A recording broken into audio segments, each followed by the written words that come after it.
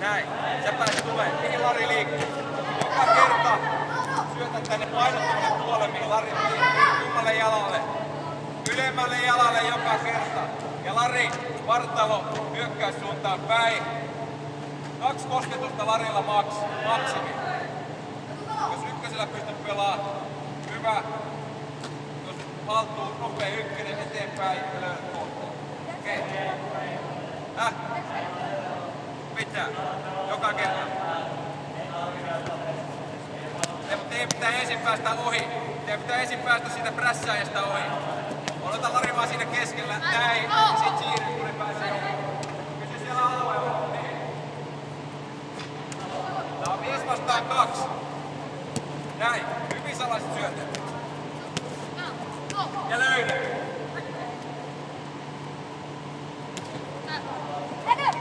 Joo.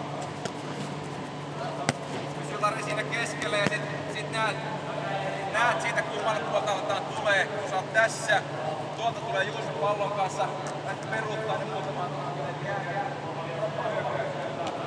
Siitä mennään. Juosta siinä viivan. Sitä oikealta tekee.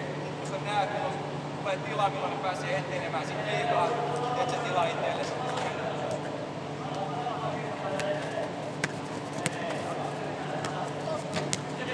Voit juosta päästä pallon kanssa etenemään.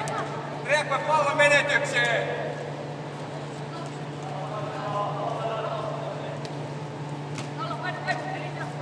Lava.